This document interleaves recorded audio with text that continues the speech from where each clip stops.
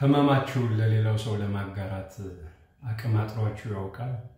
እውነት ለመናገር በዚህ ወቅት ከሁሉም ሰው በላይ ከፍተኛ የሆነ ችግር ውስጥ ያለ ሰው ማን ነው ብትባሉ እኔ ነኝ።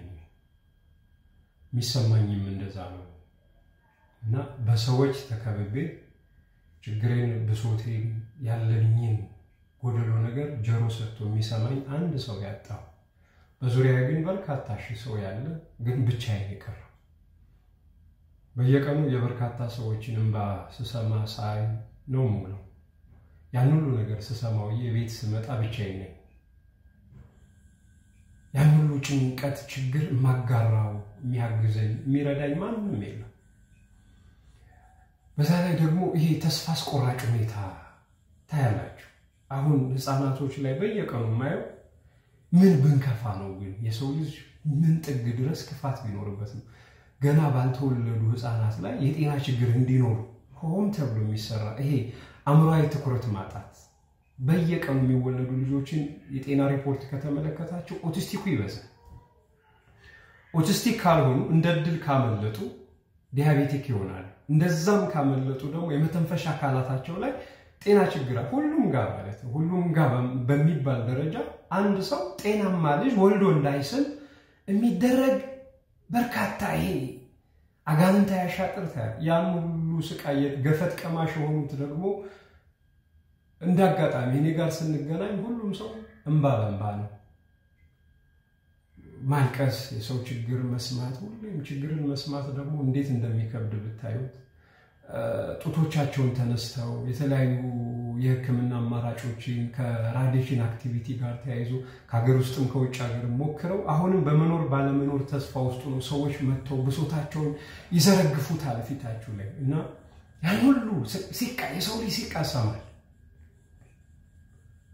አዋቂዎቹ እኛ ለሀገርና ለህዝብ በምንጠቅምበት ሰዓት ላይ ዲፕሬሽን ውስጥ ነን፣ ሃይፐርቴንሽን ውስጥ ነን፣ ለተለያዩ ጤናዊ ችግሮችን እያስተናገርን ነውና ስለ ሀገር አይደለም አሁን የምንጨነቀው ስላጋጠመን አካላዊ ችግር እንዴት መፍትሄ እናገኛለን ነውና ባዶ እየሮጥን ነው ግን መድረሻ የለም።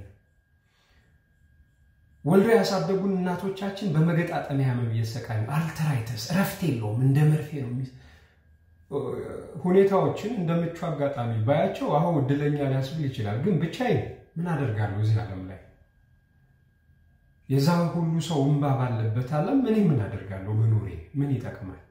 እንደነዚህ አይነት መፍትሄዎችን እየሞከራችሁ ስትገኙ ደግሞ እንደ ክራሽ እየታያችሁ ሰው ሊያሳድዳችሁ ይፈልጋል፣ ሊጠላችኋል። በባህሪያችሁ በማንነታችሁ በተለይ በያዛችሁ ታቋም ከመሬት ተነስቶ ሰው ጠላታችሁ ሁሉ ይመጣል ገጭ መተንፈሻ ማጣት እና እውነት ስነግራችሁ አሁን ቆም ብለን ማለት በተለይ እኛነታችንን የምናወርሳቸው ልጆቻችን ላይ የሚፈጠረው ጤናዊ ችግር ለመግታት በጋራ መቆም ይኖርብናል። እኔ የምሰጣቸው ነገሮች ሁሉም እኮ መፍትሄ አይኖራቸውም። አንድ ሰው ላይ ለሁሉም ሁሉ መድረስ አልችልም። ካገኘኝ ይልቅ ያላገኘኝ ሰው ብዙ ነው። አግኝቶኝ ከተደሰተብኝ ሰው ይልቅ ያዘነብኝም ሰው ብዙ ነው። ለሁሉም ሰው መሆናችን ግን በጋራ ላለፉት 3 ዓመታት ሞክራለሁ እጥራለሁ። ችግርና ብሶቱን ይዞ መጥቶ ሰው ሁሉም ሰው አልቅሶብኝ ይሄዳል። የኔን ችግር ግን የምነግረው ለምን የመፍትሄ አካል ነው ስትባሉ ሰዎች ችግሮቻቸውን ብቻ ነግረዋቸው ይሄዳሉ። ተሸክሜው ከቤት እመጣለሁ እየቸገረኝ ማንባት እየፈለኩ ማነባበት ሰው የለም፣ ብቻዬን ባዶ እና ለችግሮቻችን ዮሐንስ ምን ያስፈልጋል? እኔ አይደለም ሰንበድ እየሞከረ ያለ እየጣረ ያለ ሰው እዚህ ፕላትፎርም ላይ አሉ። በጣም ጎበዝ ልጆች በጣም አሉ። እነዛን ሰዎች ይዞ ለችግሮቻችን መፍትሄ እንዲያመጡ በጋራ ህክምናዊ ነገሮችን ደግሞ ነጣጥሎ አለማየት ሂዩማኒቲ እንዲኖረው ማድረግ ህይወት እንዲኖረው ማድረግ።